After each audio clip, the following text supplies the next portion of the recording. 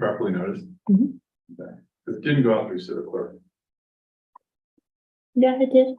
I didn't get an email from Civic Clerk. So Civic Clerk was updated back in May. You may need to re-sign up to get I that. checked because I have the OCC PMZ and I have PMZ. And I did Okay. not get this meeting. So that's good to know. Yeah, and that's why I know there's also a special meeting, but there's not a special meeting PMZ. So I swear to you, it But- didn't go out. Civic. No, it's good to know because I don't check that. Other than I get an email saying it came out and Yeah. honest to God, I've had 70 something emails, Yeah. so.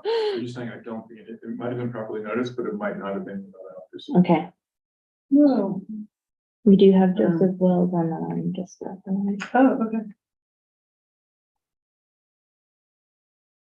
I have an energy love today. I'm done.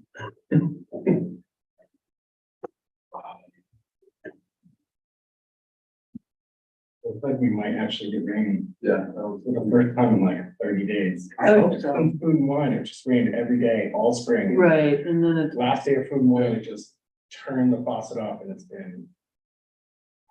So ready for a little monsoon cycle, will be great. Yeah, I was like, ChatGPT, when is the monsoon in Colorado? I was working outside of this ranch from Wood Creek. For like 10 days in a row, we didn't see one cloud. It was a lot, it's hot. yeah, it's no fun. It's hot. And sort of this woman, and you probably know the house, redid this house on Gateway. And it's up for sale, so I was like, 3 doors down, I need to go take a look. And it was Sunday, 1 to 4, so she put air conditioning in the basement, the ground floor, air conditioning in the first floor. And you go to the master, and it was literally like dripping from fall. I'm like, who? Who does that? Right. Why would you put it in the? Atusa? It was I Sounds mean, familiar, but- yeah, it was one of those it took 2 years to construct, it was just an addition, Oh, yeah. I'm like, how would you put it in 2 or 3 floors and forget the top? yeah, he is. Right, Evening, right. hey, Hi. you've had a short day. Beat. Yeah. Okay, Who's on the bus? Doug Throm is on the bus. But we have Suzanne Caskey and you say. Joe Wells, is online. yeah, should I promote him to finals? Sorry, Joe, I'm sorry, Joe Wells, or did you say Joe Craig? Joe When you said it, I was thinking Joe. Yeah, Craig. it's fast No, back, no, you had a Joe long Wells. day. Yeah, Um, first thing she did was hit me in the arm, I was like, "What the- what's that?" So I am gonna go ahead and hit record. Yeah, yeah. Okay. Oh, we're not waiting for, Well, Doug said he might be a little late, so I figured we have a quorum, so we Okay. might as well. I just figured if his truck broke down, he climbed onto a bus to come up here, damn, Well, I the figured least you could do is wait for him. by the for time 5 we get years. through pleasantries, maybe, I don't know. Okay, you're in charge, I was just curious. The bus working my way up that, so. I would guess I don't know how close he is, so. We can start. and Yes, see yeah. See how long it takes me to work through this, so. Tuesday, July 25th. Picken County Planning and Zoning Commission, regular meeting. Present are Jeffrey, Suzanne, Yasmin, myself, we have a quorum. Any commissioner comments? So unrelated to this evening would be the Denver politicians have already started to meet in the summer of 23 regarding the reintroduction of more housing now. But in the paper a couple weeks ago. So I know it's totally unrelated to this evening, especially. Now it's completely and utterly. Yeah. But the sad news is they're back. Well, I might jump ahead of whatever that's happened. That's my commissioner comment. So I think it's sort of, and we can bring it up again during the regular meeting. All right. Suzanne, do you have a commissioner comment right now? Perfect. I have one question then for Suzanne Wolf. any interest in going to Colorado Springs this year? So we're giving you enough heads up. It's July, and I think the conference is in September, Mhm. and it includes probably one of the best land. It's like one of the best land planners I think out there is presenting. It's Peter Calthorpe. Right. So it'll be interesting. Mhm. I know some of our staff is going. Okay. I'm unclear right now if I'll be able to go or not. And I'd have to, in terms of if any P and Z members were interested in attending, I'd have to look into how our budget accommodates for that. But, Man, it's like a lot of notice. yeah, no, it's, so no, I mean, we can certainly look into that if anybody's interested. I mean, it's what, Wednesday, Thursday, Friday, 28th, 29th, Springs. 30th of September. Yeah. In Colorado Springs. Anyway, if people are interested, let me know and I can poke around it. Do they get CLEs for that stuff? Like I do, because I'm AICP. For But planners, I wonder, because sometimes, I mean, they do usually have, sessions specific for planning commissioners. Anyway, I mean, again, if we have budget for training and I Just trying assume to get you that up for more than a could calendar. extend to planning commission as well. So yeah, I guess anybody let me know if you would have any interest. I can send out the email to let people know, and then I can Zach, it's all still on that. All right, any other comments from staff? So just a few things.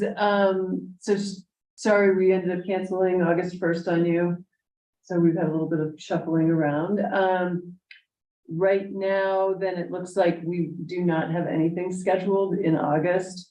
But then, of course, we're looking at starting to roll things through. So I know I've scheduled, I think, 3 different P and Z items coming up in the fall, like caseload. We have some caseload items coming to you finally. There just haven't been any for a while. We're also, looking at some other comp plan stuff, different pieces. So probably looking into the fall, we're gonna start, using your agendas actually. And a question related to that is, are you guys okay with, like, we Google Calendar everything and suddenly we were like, why don't we just send you all calendar update or invites to the P and Z meetings, and then you can accept them, when they are, when we change things on them, you can, anyway, that we'd still let you know if we're asking for a different meeting or things are changing, I'd still let you know, but at least upfront to sort of, if people use digital, or online calendar things, that you could drop those into your calendar. And does that work for everybody? I mean, it would be in addition to what we do already, sending you information, but we sort of went, why aren't we doing this? It seems to work for everything. Suzanne, it Yeah. does not work well for me, and I won't go into the details, but I will, I'll talk to you individually soon and figure that out. Okay, because I mean, we can always give a list as well, but for those that it works for and they can just accept it into their calendar. Yes. It's probably just another way to have that information. If it works, great, and if it doesn't, we'll still let you know. We'll still share the information on when meetings are happening. So I think that's. Oh, Turnabout Ranch finally got approved by the BOCC last week. That's been kind of a long time coming. So At the original TDR request level, 2 TDRs. which was the original request. I mean, you keep track better than I do. It fluctuated, but it ended up at 2 TDRs for sterilizing the 3 lots. And I can't think if there's been anything else that came through you all that went to the BOCC, but. Is Nicholson Creek on caseload? We do not have an application for Nicholson. There's been a pre-app, but there is no application. All right, well, this meeting is open to the public. If we have any public comment, if there's anyone out there, Sure there is. Mr. Wells, if you'd like to raise your hand, it's *6.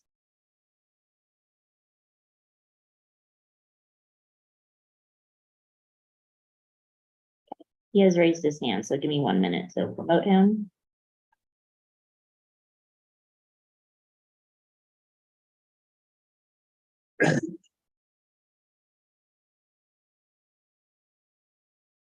Hi, Joe. You're still on mute. Sorry, I don't really have a comment. I was just not seeing myself on the screen. So I was wondering how I would comment if I wanted to comment, but now I'm promoted, so I can comment later. Perfect, thank you. Thank you, Joe. All right, I guess on to our main agenda for the evening, land use action that we have. We're going to address with Mr. Ely, I believe. Did you want to do anything? No, I'm gonna let you explain it all. I'll help when it comes to code sections. Okay, you'll do more than help, though, I know. So I'm assuming that the members of the P and Z have at least heard about House Bill 231255. It's an interesting piece of legislation. I included a copy of it in the packet for you guys to have available. And unfortunately, you know, I printed this off of the Colorado Legislature's website, and they omitted a page. They omitted page 2, which made no sense at all. So I just happened to notice that and went back, and the previous versions that are online, you know, before the executed signed one, includes that second page, but I guess somebody wasn't watching the machine run it through or something, but all you're missing though is a bunch of recitals that don't go toward the sum and substance of the act. It does, however, reflect sort of an interesting history when you look at it. I mean, the very first recital is a statement that a reliable public policy environment that supports an adequate and affordable housing supply is a matter of statewide concern, which is, you know, a laudable statement and one that nobody can disagree with. On the page that you guys are missing, that somehow morphs into the lack of affordable housing in Colorado is directly attributable to the scarcity of housing units generally. And then take beyond that, anti-growth laws enacted by local governments severely undermine the ability to construct additional housing. And by implication, then affordable housing. Uniformity in land use laws concerning residential growth is therefore necessary. So it's interesting that the idea started where it did and ended up where it did. The right lobbyists got a hold of the bill when it was still with the governor, I imagine. This was the governor's effort. He inspired it, and he made sure it was adopted. And unfortunately, it doesn't accomplish anything close to what it seems the act started out. It doesn't facilitate or promote or provide for the creation of affordable housing or employee housing, however you want to describe that, but it most definitely affects the power and the abilities that have been traditionally delegated to local jurisdictions to control and manage growth and control and manage the development of land within their respective jurisdictions. The statute that this act is grafted into was initially written, I believe, back in the 70s, back in the heyday of environmental legislation, back when subdivision was first invented in the state, when 1041 was coming out, when PUD regulations were first put out there, when requirements for master planning was done. So this was part of that, and it was the broad and what has been judicially construed as very broad grant of power and delegated means to local jurisdictions to do just that, to provide for the management of development and growth. And so this has been the very first time that the center core of that act has been modified. There have been other modifications, particularly the one that we see and deal with all the time concerning impact fees, but this was the first time it really went at the heart of that delegated authority. I guess I thought the easiest way to present it was I put in a page of the enacted legislation with highlighted text. And that is where the meat of the legislation resides. And the highlighted text refers to just exactly what we're dealing with in this bill, now law. So towards the bottom in yellow highlighting is the prescription that we have to come to grips with. A governmental entity shall not enact or enforce an anti-growth law affecting property, which in of itself is seemingly very broad. But to pick that apart and see exactly what's going on, you have to go up to subparagraph 2A, which is for the most part a definitional paragraph. So an anti-growth law, which is now prescribed, means first a land use law. And then in the same paragraph, land use law, red highlights in the text. A red land use law means any law that regulates the use or division of property or any interest in property. That is, I think, a fairly good description of our land use code. It does not encompass everything that we have in our land use code, but it certainly encompasses the majority of it. And so by implication, it fairly does encompass chapters 2, chapters 3, chapter 6 that involve particularly growth management and our TDR program. So, and going back to the beginning now, an anti-growth law means a land use law that explicitly limits one of two things: either the growth of population, and then the specifics are in green highlight text. And the growth of population, to me, is one of many troubling phrases within the act. I think the act is a product of the work of people who were not in touch with the legislative drafters in the Capitol. There are several lawyers who are employed to assist legislators, both on the House side and the Senate side, to come up with law to say what it is they're trying to say, to prescribe what they're trying to prescribe, and to allow what they're trying to allow, and not to have it conflict with constitutional provisions or other laws that are already on the books. So I don't think they had much help there when you look at this thing as a whole. And when you read through it, you may come to the same conclusions for yourself, but it limits the growth of population. I really don't even have a clue as to how we would do that anyway. I think you'd have to start by defining what a household is, perhaps. I'm not sure, but so I have ignored that particular phrase because I have a difficult time trying to figure out how to interpret it. So the alternative is an anti-growth law means is a land use law that explicitly limits the number of development permits or building permit applications for residential development submitted to, reviewed by, approved by, or issued by a governmental entity for any calendar or fiscal year, and that fairly defines our program. And that's the rub. I think that there are some glitches in the language that perhaps we can take advantage of in the near term, which is why I'm here tonight, this evening. But also might attract a rewrite you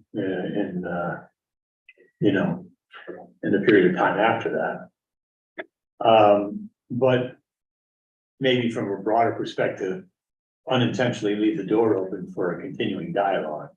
It's been it's certainly been my opinion from the beginning that when it was clear this was going to be enacted, that seizing upon the fact that, and this did not create a lot of fans for Polis. And nobody that I know on red, blue, or purple on the West Coast came close to thinking this was a great idea and wondering what the hell was going on, quite literally.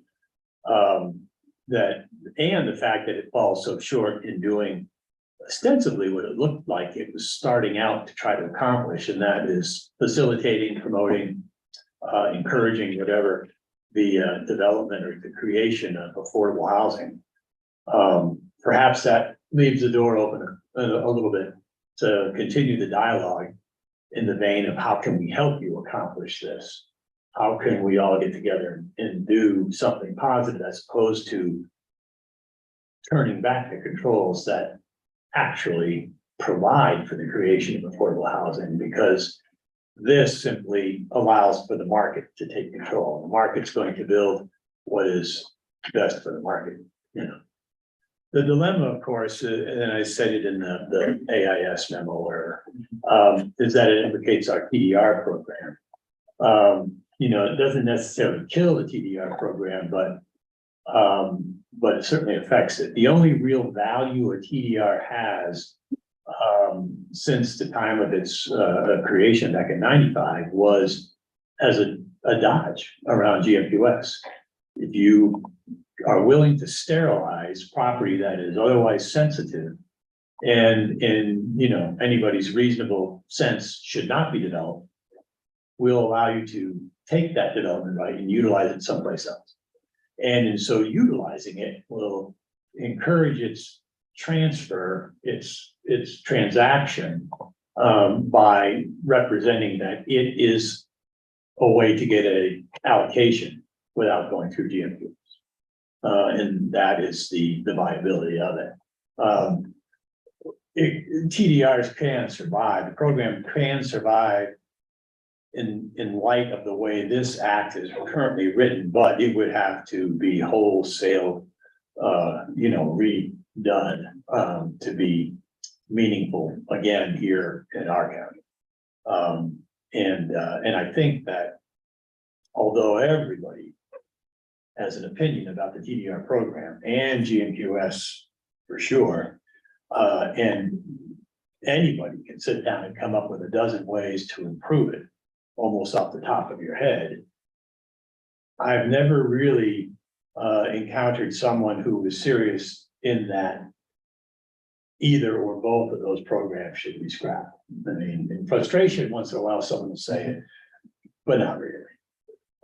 They really have served their purpose. GMQS, when it was written in '78, has really done a lot of good. It's incumbent upon us to mention that, excuse me, explicitly limits the number of permits or approvals that are limited by that are issued by a governmental entity within a calendar fiscal year period that fall into one of two categories, either a development permit or a building permit application. Well, off the bat, we do not limit building permit applications, so that doesn't matter. Development permits pursuant to our code are not limited either. However, the allocation that would allow you to apply for and receive that development approval are limited. Even though allocations as such, because they're so unique. In fact, I used to think we were the only county that dealt with this, but after looking at this legislation, for all I know, maybe there are others who actually mimic what we do. I don't know. But at any rate, this does not use that term. And this explicitly refers to development permits or building permit applications. The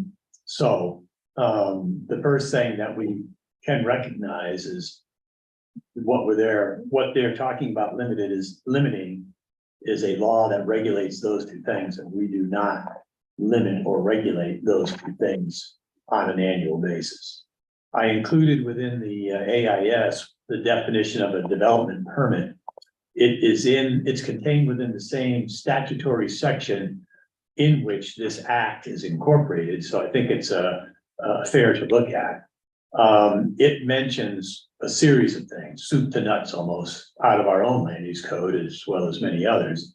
And we do issue permits for all of the various things that are described in the statute under the definition of development permits, and we don't limit their issuance on an annual or any other basis other than the review pursuant to the criteria in the code. The fact of that, though, makes me a little nervous in that it might be too fine a point for a judge reviewing a challenge to a regulation. And so I thought, well, it might be a little hokey, but let's take our process outside of the calendar or fiscal year. Instead of an annual approval system that we have, which is currently bifurcated into 2 annual reviews, one for new lots as described in the code and one for additions, and combine new lots and additions together and keep the 2 application periods and award periods such that we're doing it on a biannual basis instead of an annual basis. It's an easy fix if the legislature really has our number, but in the meantime, I think it bolsters our defensibility. So that is one of 2 suggestions. And, you know, as luck would have it, I mean, that thread appears in multitude sections, which is why I'm totally dependent upon Suzanne to try to tease all those other implicated code sections out.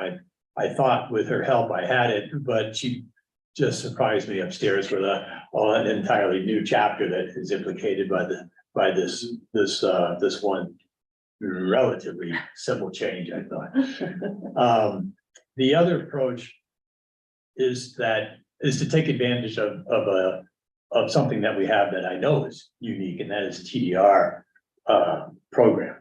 There are many jurisdictions out there in Colorado that have a TDR program, but none that relate it to a process like we do. Because we have an already established alternate means to realize an allocation, which opens the door to a development permit, which opens the door to a building permit, which gets you on the ground. We, I think, can manage growth management because of this alternative. The only thing with the alternative is that TDRs have, you know, the system has changed through the years.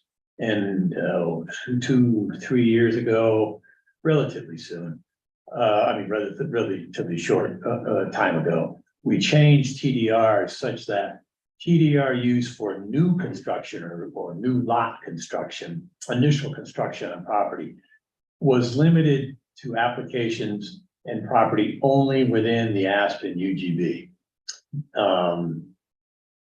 TDRs beyond the Aspen UGB were therefore only available for additions or increases in size or square footage of already existing on the ground construction. So by turning the clock back a couple of years to the place where we were and making TDRs available for new construction or additional construction, we provide what we used to provide, which is a true alternative to GMQS. And by having that alternative reestablished in the code and providing an alternate pathway, it provides a stronger angle of defense against the charge that we have a anti-growth law in place because we limit development permits on an annual basis for residential development. So what I'm asking the P&Z to do is to recommend approval to the BOCC, the usual steps. And recommend approval of these two code changes. One, to change the GMQS system to allow for 2 competitions for residential development in every year for both additions or new construction. And to allow the TDR receiving sites opened up to the way they were a few years ago, to include all lots within the county for new construction and additions.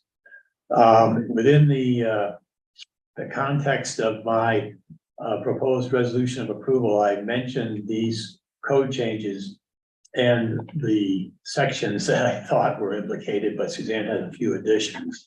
I think we can go ahead if the P and Z is so inclined and move a resolution that is complete in its text to encompass simply all sections of the land use code, to bring those sections in conformity with this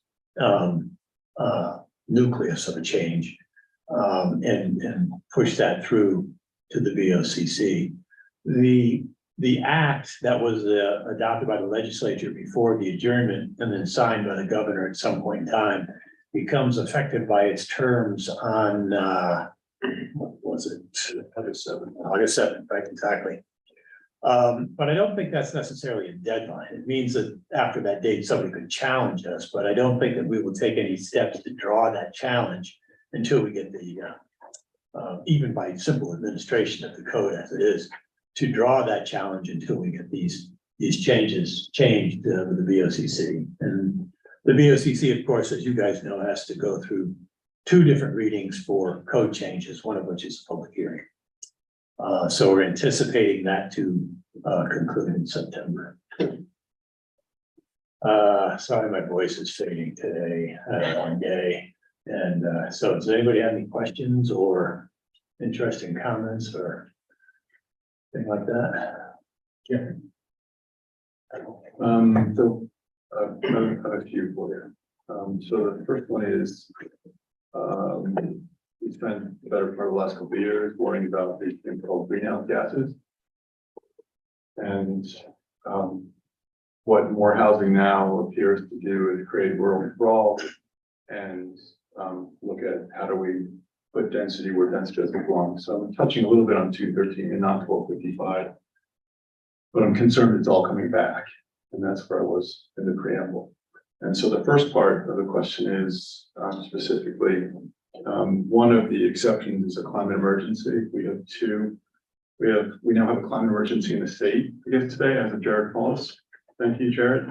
We have climate protection as of resolution 034 of 2012.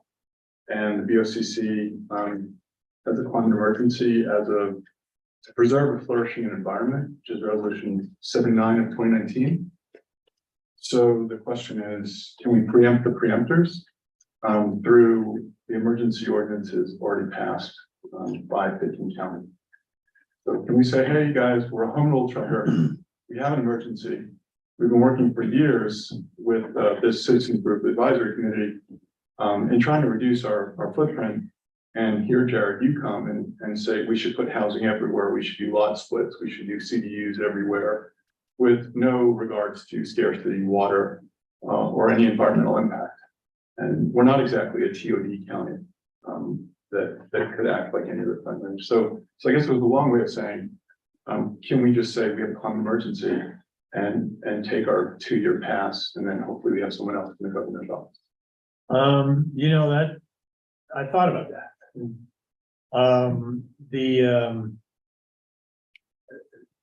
I also thought about a moratorium. The act talks towards a moratorium without using that particular language, but it does talk about a temporary regulation as opposed to a suspension of administration, which is more classically a moratorium. And in fact, that angle is what the city of Aspen went with. And I was talking to my friend Jim True about that, and I said, well, I get that, and that certainly gives you the 2 years. Right. The dilemma is in so doing, you still end up by having to deal with this thing that did get Right. passed. So the fourth subsection of the first section of the second section of the act, or the first section of the act itself states notwithstanding. This is right underneath the highlighted language. I don't have the full thing repeated, but if you go to the full act text, you can call it, notwithstanding the provisions of this act. A local government may enact and enforce temporary, non-renewable anti-growth law. That's ordinance 11. Yeah. So you can do that, and you can do it by following a disaster emergency declared by the governor or the local government that occurred within the jurisdiction, and we have the ability to do so. And that we've done. We can do it for the purpose of developing or amending the land use code, essentially, it's kind of amending land use plans or land use laws covering residential development. So in other words, we could enact something. That's more like what the city did. We're gonna reenact our whole code. We're gonna call it an anti-growth law, and it'll be in effect for 2 years. Or you can do it to provide for the extension of, or the acquisition of public infrastructure, or water resources. I didn't want to do anything with the infrastructure or water resources because it seems to commit us to actually doing something to even more facilitate growth. Which it just didn't seem at all to be the right way. But the other two were certainly viable. But at the end of the day, I came down on the side that, well, if we do this, we are by necessity admitting to the fact that we have anti-growth laws in place. And we're going to skate on them for 2 years as allowed. But at the end of 2 years, you know, the devil will be paid his due kind of thing. And we won't have any place to argue. And even without these changes that I've been talking about today, we still kind of have an argument here within the text of this to say, this is not an anti-growth law, and I'm not giving that argument up. Right. You know, I'm doing something to amend our code provisions and administration, but I'm not doing it because I'm worried that we have an anti-growth law in place. I'm just doing it because it's simply a better way of handling the new legislation to make things clear. And, you know, continuing apace with our 2 established programs. So that's kind of the rub of it. And I'm thinking if we get lucky, and that's a big if, and we can open the door to have a positive discussion about what we hope the governor was actually thinking about, which was affordable housing as opposed to just trickle down housing. I mean, really, you can't possibly be serious. Then maybe we can change the law, but even doing that will take longer than 2 years. It's a thing. I think that this summer might have afforded a chance because there's so much activity going on with interim committees over the summer months. And the interim committees always have a water section, always. And everybody concerned with water consumption in the state came down against both of these bills, and the one that failed and the one that passed. So I thought, decent place to start.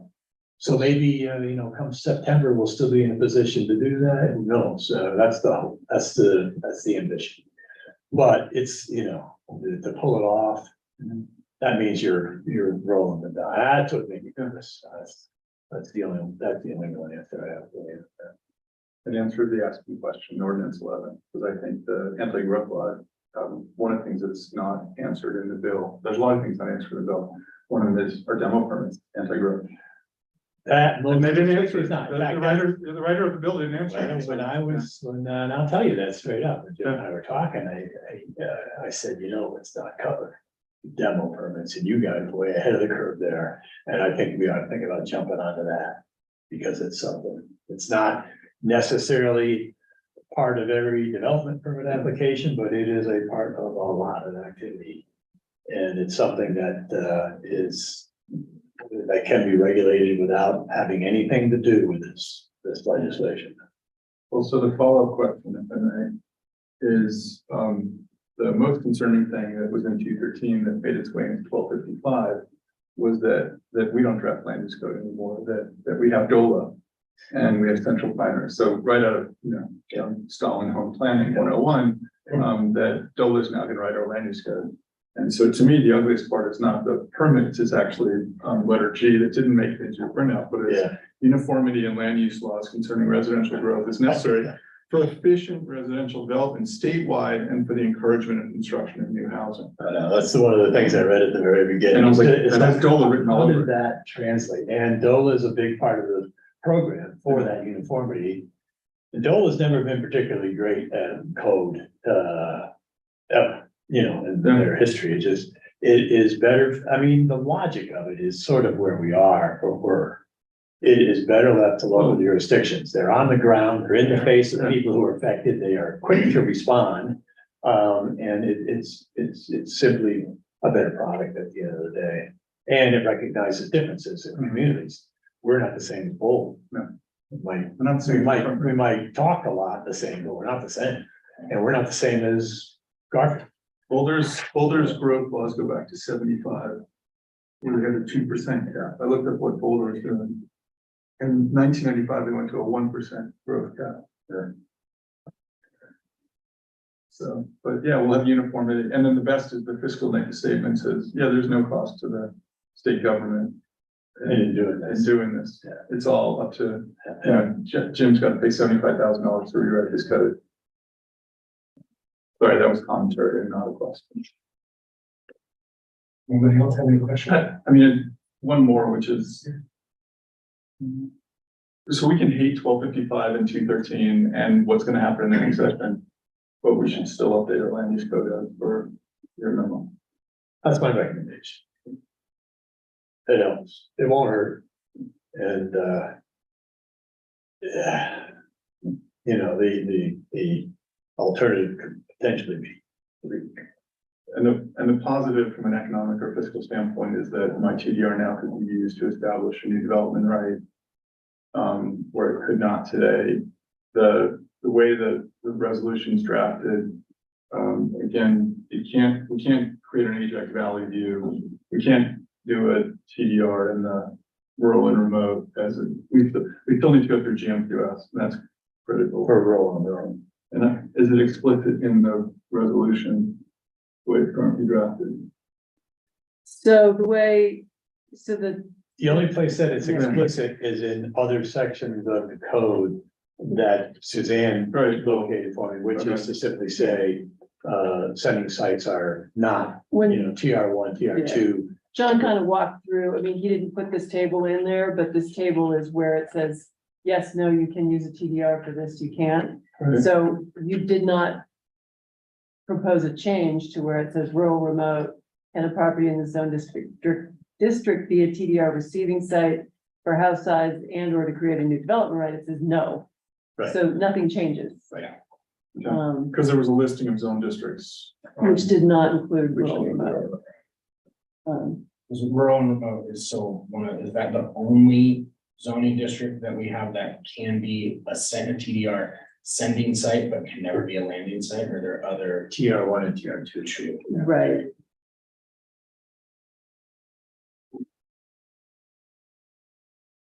And since we're on that, I mean, I guess, right, that would be a question. TR1 and 2, you included, I think the proposal was to include them as, yes, you could use a TDR for initial development right. But should those be excluded as well along with rural remote? Well, I think it should be excluded personally, but I kind of left it for some dialogue here, to be honest with you. I wasn't quite sure how, the commission. I mean. Give up I strongly feel after the horrific sort of Ajax Valley view. That having a review process outside of just administrative is critical, so that the GMQS application actually. It gives it another level of scrutiny from both the commission standpoint and a public standpoint. Right. And I never want to see that application again, so to me, that. It was the worst of all evils, because it's B 35 plus landing, so it was a lot split plus landing on a lake. So I guess if I'm thinking aloud, I'm arguing that yes, I would like to still see GMQS only and not a TDR landing at a lake after a lot split, after SB 35 comes to play. That makes sense? Or that was a little stream of consciousness. I know where you're headed, but I don't know if everybody. I don't, you know, like, so, What was the zone district? so it was rural and remote, and it was a, 35-acre parcel. It was a unique Mhm. situation, but yeah, it's being. I would love to avoid that. No, it was, you know, and mostly when you read the original intent of the rural and remote zone district and of the it sort of, it just didn't fly with the whole intent of the zone district and the TDR process, why it existed, how we got there. But yeah, that was not fun. So I would be inclined to reduce the number of places that could land a TDR and remove TR1 and TR2. I'm happy to provide more discussion over why that makes sense, but it's the same logic we just applied to, you know, because Mr. Paulus is still into preempting local land use code, and he's still into doing lot splits and ADUs and all this other stuff. He's doing anything he can to basically, you know, end single family residential zoning. So to me, the good move would be would have greater scrutiny and reduce the number of places you could land a TDR as administrative. So But be okay. it wouldn't be administrative, just so you know, like the landing of a TDR for new development right Would still will be not BOCC. be, it would go to the BOCC. Understood. But I think the differentiation to Choose group rural, remote, TR1, TR2 together Yeah. is that they are set up as all to be TDR sending sites. Cool. So, I mean, I think there it makes, I mean, to me, it would make sense to say, no, this is not a place we want you to land a TDR for a new development, right? If you have the ability to subdivide 35-acre, whatever it is, you'd have to compete in growth management in that case. Right. You know, so I would group those together with roll remote for that reason. But so, I guess, right, since you asked about the project, so special review for a TDR for a new development, right? You can do it today in the urban growth boundary, and it's a special review to the BOCC. Yeah. So it would be same thing, we would open it up to be available in the rural area, but same process, it would be special review at the BOCC. I'm at the P and Z way in that. Oh, Suzanne, go ahead. Suzanne, we and John, I have just been observing for the last 11 months, the Growth Advisory Committee. And so that is what I'm hoping is that we won't complicate this right now. I will in a few minutes make a motion to approve the resolution as John Ely has advised us. I'm a little hesitant to get in on monkeying with it too much in the details right now. Well, personally, I have no problem with the distinction that was just being discussed about TR1 and TR2. I like I said, I kind of left that open because I didn't know how the commission might feel about that. And I wouldn't think that's much of a tweak or a change. I think that's wholly appropriate to include that personally. However, maybe I'm misunderstanding.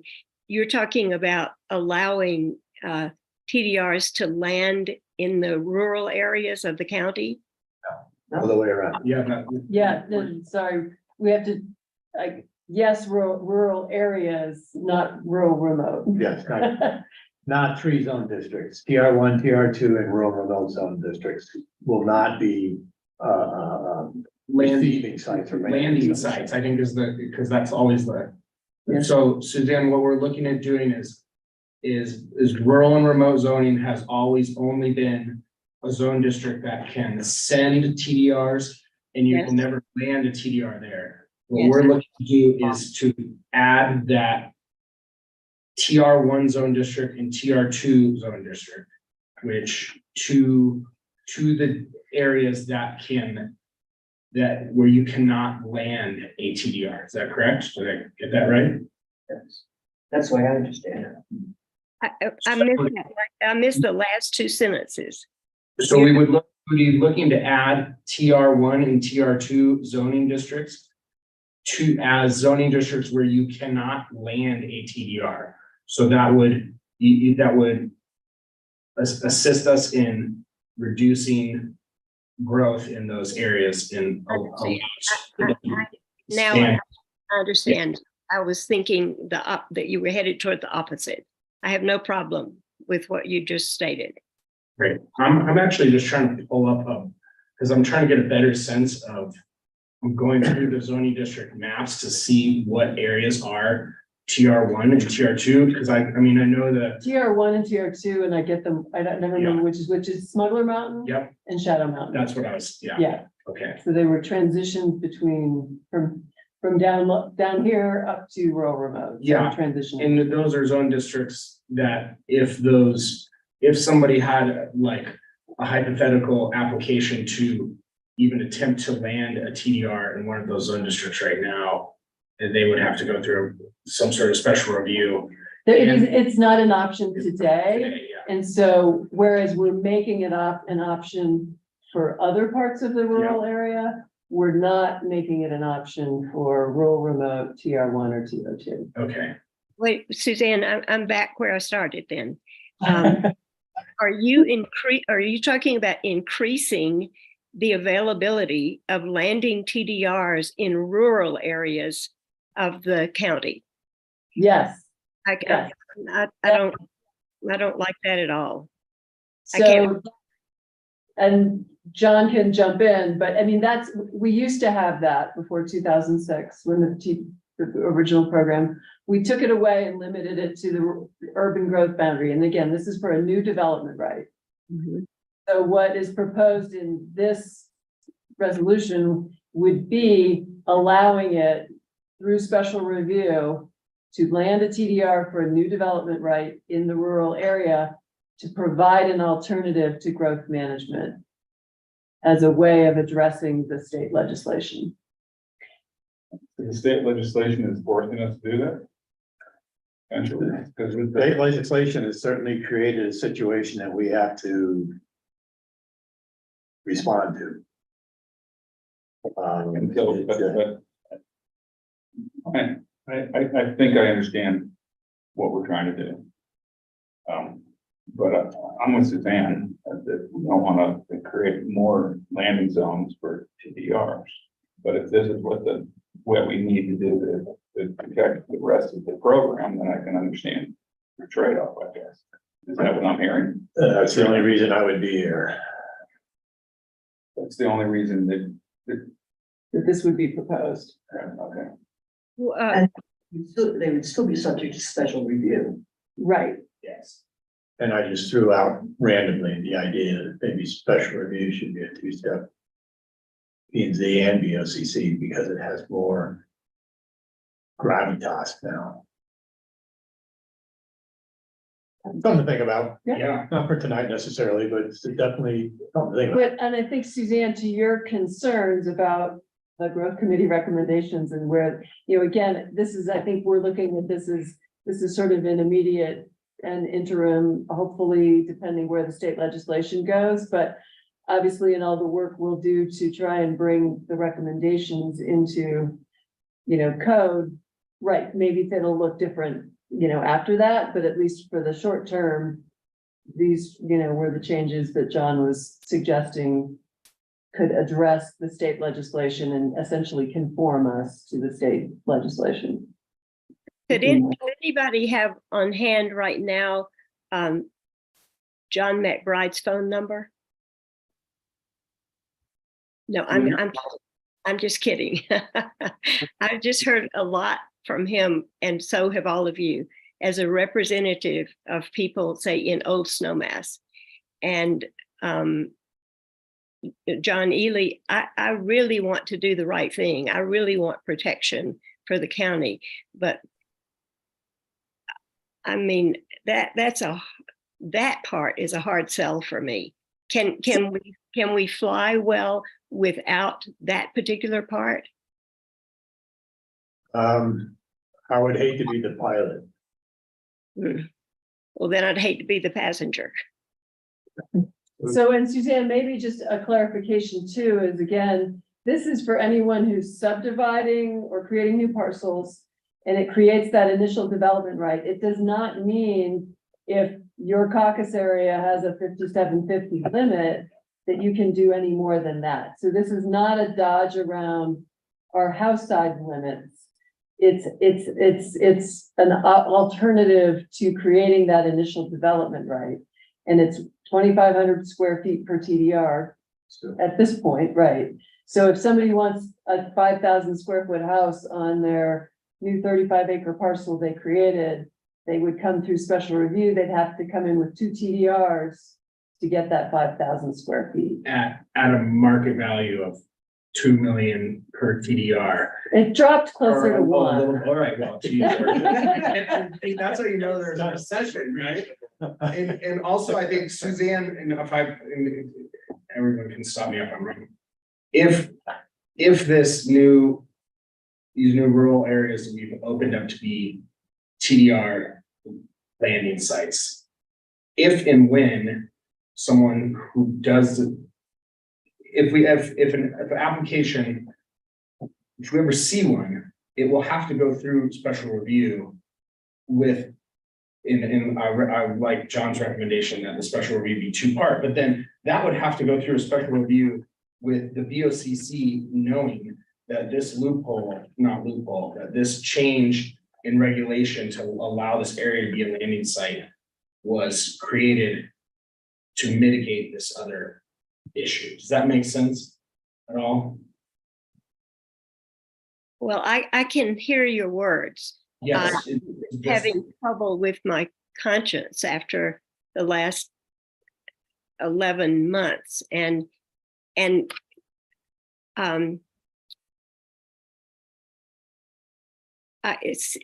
to tell the absolute truth, I'm counting votes in my head right now. Yep. I want the protection that John, I mean, I would trust my life to John Ely anywhere, anytime. And I trust his advice. So for that reason, I don't want this to fail. But I'm sure it's hard for me, almost impossible for me, as I know that it is for Doug, because of my experience over the last year. Yeah. And the arguments from the growth committee.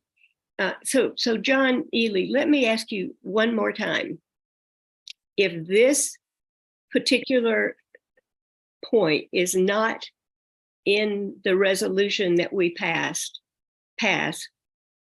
is it one, does it make the resolution ineffective, or 2, harder to grapple with? Well, what I have here is not an automatic guaranteed success. Anyway. What I have here is my best recommendation for how to deal with 1255 before it is changed legislatively, either for the better, hopefully, potentially for the worse. Mhm. You know, a lot depends on who you draw and who's wearing the black robe. Some might read the code as changed, as amended, and read 1255 and say no. And some might say, the plain language of the local legislation and the plain language of the state enactment aren't mutually exclusive of one another, so therefore they can both coexist. We're not offending 1255 by doing this.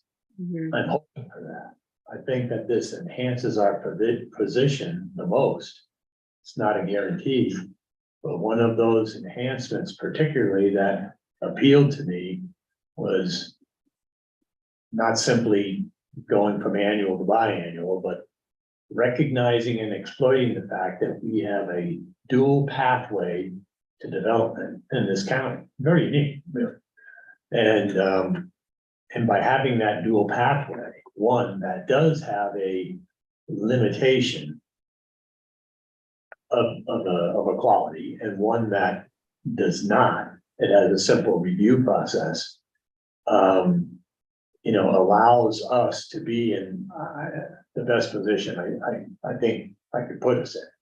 Mhm. So, I mean, of all the things in there, I think it's probably the most important.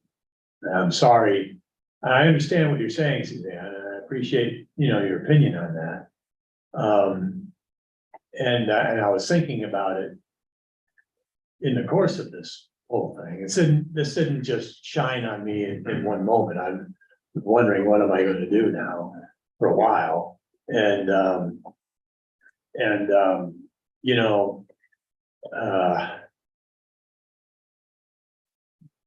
having those two pathways, even if we can enhance the pathways to have a little bit more strict or cautious review. And I wasn't kidding, having the P and Z participate in that, because quite frankly, the P and Z has a better feel, but it's like any other citizen board, really. They have a specialized area of concern, and therefore that specialized interest develops a special skill. So with the P and Z looking at it, and then the BOCC reviewing it, it facilitates probably a better review of that request to land a TDR. But it is most definitely a pathway that can be open, and therefore something that we can point to say, yeah, we are not engaging in prescribed activity here. We are simply reviewing a development request. Suzanne, I have one thought for you, maybe to help. Thank you, John. Think about, from Max Phyllis's perspective about, the piece about, we want to keep the TDR program alive. I mean, that was an important part of the conversation with the growth committee. And this, I mean, it provides an expanded opportunity for use of TDRs, which is not, something that the growth committee was not part of that package. But again, in the end, it's all tied to people subdividing or creating new 35s, which I guess at this point, at least, we don't see a lot of, which maybe we've just been lucky. But I don't know that, particularly adding, if you make it a two-step, I mean, 2 steps and paying $1 million for a TDR, again, I don't know that this is going to be suddenly like everybody's going to come running in the door because now they don't have to compete in growth management for it. There's still a substantial process and a substantial cost associated with it to establish that development right. So again, I mean, there's a lot at play, I guess, with the legislation and the growth, all of those things. But in the end, I mean, it is an element that lived in the land use code, was available as an option in the land use code for a period of time. There's still a lot of approvals out there that have the right to use a TDR in the rural area for an initial development right. And that brings it back as an option. I don't know if that helps or confuses, but. No, that does help. And John, your comments and advice help. Both of you help me a lot. I think I'm going to have to think about this as we're enhancing the law as it, and our defenses of those laws as they exist right now. And don't let this be put on my grave that I said a hearty yes to TDRs in the rural area, but I do understand why it's necessary right now, why it's very important right now. And so I will go along with it and whine later. My comment would be, one, I don't understand what the 2-year timeframe is, and maybe that's because I got here late, and I apologize for that, and maybe it's just because I'm not educated. And then the second one, is the monastery property, which is rural. Is it allowing TDRs to land out there, because that's a potential subdivision, as I would understand. And Certainly a big piece of property that has an uncertain future. so those are my comments. 2-year visa. Requiring TDRs at least, I mean, the future is always unknown, right? That's what makes this fun, but it is very much the intent of the folks who drafted 1255 that regulations like our growth management go away. Period. I don't think that their artfulness in crafting this legislation quite did it, but that's just my opinion, and that means nothing. And I'm hoping, as you have to be, right? Yeah. That things can improve, that this thing can be, gotten back on track perhaps or whatever. But the intent is clear. No anti-growth law. Anti-growth law is something that limits development permits on an annual basis. Yeah, that's why I said I thought the word was that what we did. Oh, and the 2-year thing. 2-year thing. The 2-year thing was part of a discussion that we were having. And it concerned the idea of, well, instead of doing these code changes, how about relying on the fact that we had already declared an emergency here in the form of a climate emergency, or taking perhaps an alternate route like the city of Aspen and saying, well, we're going to enact an anti-growth law for 2 years. So that it's not quite a moratorium on changes, but people have been calling it that for ever since this thing has been kicked around before its enactment, or it's adopted in May. So, and the reason that I was nervous about that is because I don't know if 2 years is enough. I don't know what's going to happen at the end of 2 years, and I didn't want to have to admit in the construct of either one of those that, yes, this is an anti-growth law, or this is what we're doing. The 2-year time period, but you can only do the 2 years. Yeah, 2 years, once every, tell you what, every 10 years, forget that, that'd be fine. Yes. So. I mean, it sounds like there's consent, there's two things before there's a motion. I know it's a public hearing and I know I'm not chair, but. There's two things I think that we would all agree should be added, which would be striking tier 1, tier 2 and RR. And moving to a 2-step review, so that would satisfy John's answer. I don't think it's monkeying Suzanne, I think it's actually improving what John came with and it's looking at the details. But that said, are there any other areas within the drafted language that you wanted more eyes on at this point? I don't think so. I appreciate more eyes all the time. Like I said, man, just found a bunch of other. I just have a couple of other additional code sections, and I can explain to you what the changes would be to those. And the spelling, grammatical errors, and the year is actually 2023, and then I'd be okay with it. You can send us your Okay, edit. Is there a change? Well, it's Something glaring like I that? love the fact that you wrote this back in 2020, that'd be cool. But that section, I'm quite a seer. page 14, there's just a bunch of typos. Yeah, We call them TRDs, I think they're TDRs. thanks, Jeffrey. And then it's the red code should be a 23, thank you. Bottom of 14, that whole sentence needs a little work. Yeah, I think it's all of the above zone districts. Referencing that table, but again, I would strike tier 1, tier 2. And rural remote, and then add special review? Because it seems like. I'll walk through the other Okay, code, cool. yeah. I just didn't want to make a motion. Because I want to just put them on the record, like the Minutes. specific code sections, so, you ready for that? No, I think we have public comment. It's a public meeting, so we should, at some point, allow Joe to speak. Maybe. Absolutely. Joe, if you have public comment, we'd love to hear you. I think I'm unmuted. Yes. Yes. Yeah.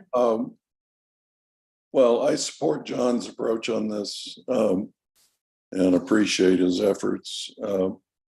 I have to say, I'm just completely baffled that a democratically controlled House and Senate and governor of the state that is just barely coming out of a drought and may slip right back into another drought would adopt this. So, but that's nothing that you can deal with. So I appreciate the effort. Thank you very much, Joe.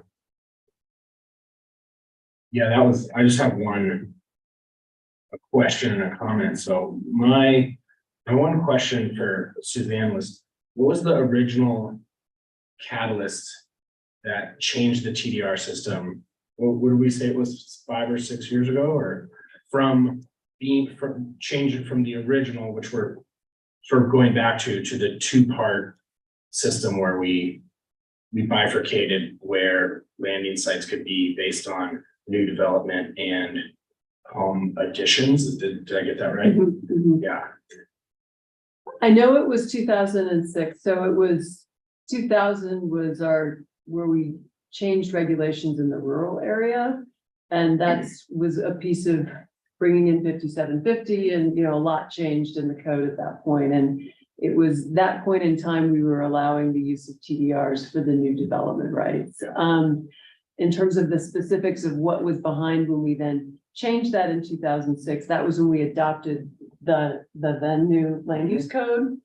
And we brought more of the issues like with 5750, I would say brought it to the urban growth boundary. Our 2000 amendments were all related to the rural area. In 2006, we also then brought the urban growth boundary into that. But that was the point, and I'm sure that the conversation then was, we want to further limit this. Let's just put them all through growth management. I mean, that's probably the simplest version of it, and take that away as an alternative. Not sure what else to add, but, I think it was pretty simple on that front. That it was seen as, yeah, we'll still play the game with TDRs for additional floor area in the rural area, but not for a new development, right? Yeah, all right. Then my only just comment in general is in the packet, it says a consequence of inartful wording. And I think that's being extremely generous to how, and like you're saying, there are professionals out there who craft this language for a living, and it seems like they didn't really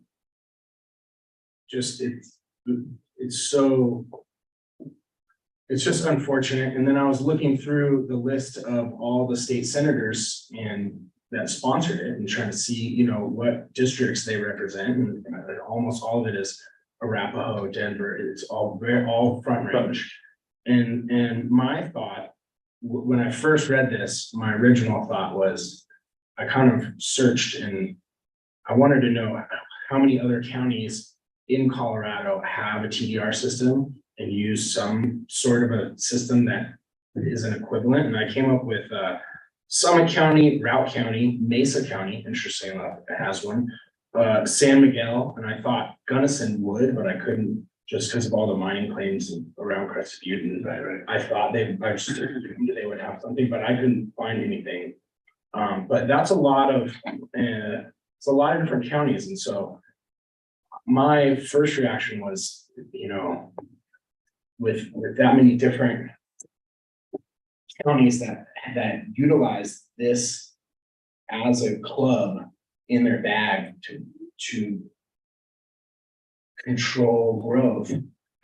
I don't know, a letter from all those counties together, or Or just that was my original thought, is like, and not that there's anything that can be done, but sort of like hey.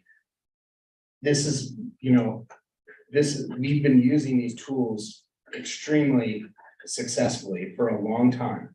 And it's not just been Pickens County, it's been Route, Summit, Mesa, Clear Creek, San Miguel. All of us we really appreciate having this tool in our bag. And that was my thought. So, That communication actually was done, and it was sort of maybe a once in a blue moon, or once in a lifetime, or so once in a real infrequent period where so much of the West Slope was on the same page with this particular bill. I mean, I don't know if it was worth it for the governor, but I think, definitely spent some political capital. on this thing. I have one more code language question. I'd love to talk politics. 17 years. Well, so CML, CCI, every single one either came out and said opposed or amend. Yeah. The APA, American Planning Association, we were talking about at the beginning, came out because they wanted to be part of the conversation with their lobbyists in the room, said amend, right? I don't want to say placate. The people in blue, but that seemed to be the smartest path. But the most political capital, the most time was spent on 213 and all the horrific stuff that was in 213. And 1255 was like the sucker punch over here. Right. So don't know a better way to describe it. But back to the matter at hand. I'm not looking to monkey, but in 64030, if you roll the tape forward a year and we're now in a legislative battle with purple people, with blue people, can you have the same code language without the word ceiling and just have it as an annual allotment or semi-annual allotment and leave this word ceiling out of it? Because ceiling imposes a number, or the ceiling imposes. Again, it's just. I can definitely be happy without the word ceiling in there. We do have this table though, what is it, 6.5, I think it's where we do have the limitation there. But if you want to eliminate the word in 64030 in the text, eliminate the word ceiling that appears in its title and then the first sentence. Yeah, sure. Well, I can go and on. A and C. And so it doesn't change the awards available, Yeah. but It's just the allotment, it's just use the term Yes, the use of it. allotment. it's an anti-growth word, like we got rid of it. Yeah. Okay. Yeah, we can certainly make sure we. I guess catch that. maybe calendar now. Do you want me to walk through the additional That'd be great. code sections? Sorry, you're the chair. That'd be great. You are. So yeah, if to go to a two-step special review, that's gonna be section 2-30-10. Table 2-1, which is basically where you look to see, it'll fall under two-step review. Use of a TDR for new development right, and it will say P and Z recommending the OCC final decision.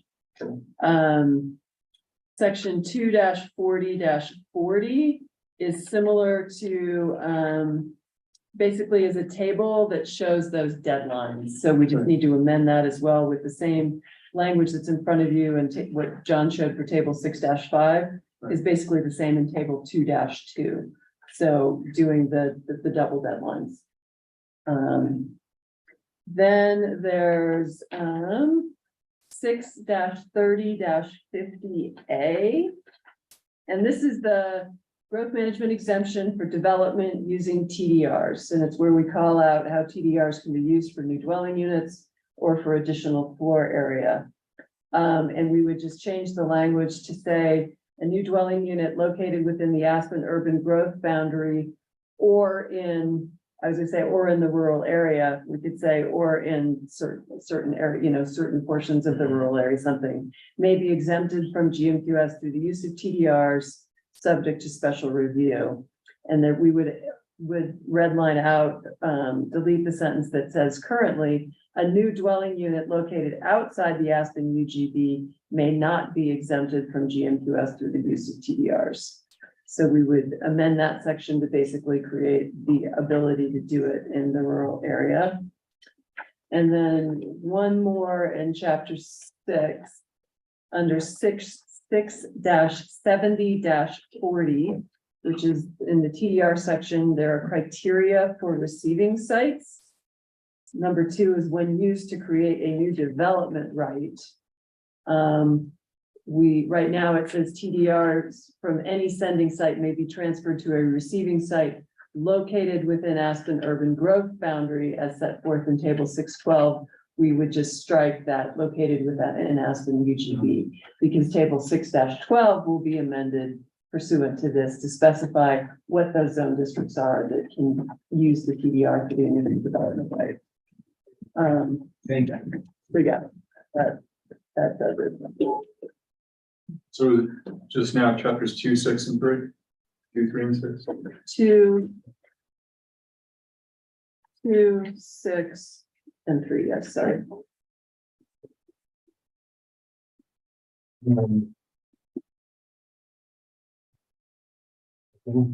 Does Suzanne want to make a Yeah. motion? I'm happy to either way. So I would make a motion of I'd make a resolution of the Planning and Zoning Commission of Pickens County, Colorado, recommending approval of amendments to chapters 2, 3, and 6 of the Land Use Code, amending GMQS and TDR regulations to allow for multiple year residential applications under GMQS and the use of TDR for both new lot residential development and additions to existing residential development throughout the county as amended just now by Suzanne Wolf, Community Development Director. Okay, do we have a second? I'll second. Second by Yasmin. And then should we just do? roll To call? vote, yep. Further discussion will be included next. Yeah. Anything as amended, this was amendments to the Yep. reso. Should we do the vote first and then No, you do further comments. further comments? All right, let's go. Further comment. And then seeing none. Yeah. Seeing no I'll do the further, roll call vote. seeing no further comment, we're gonna do the roll call vote. Jeffrey, oh, you made the, that's right. Suzanne? I know.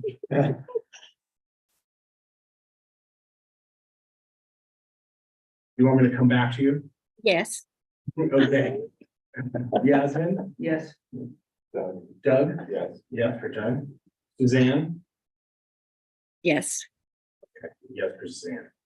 All right. That is You it. didn't vote. That's a yes for me, I'm sorry. And then now, further comment on anything else?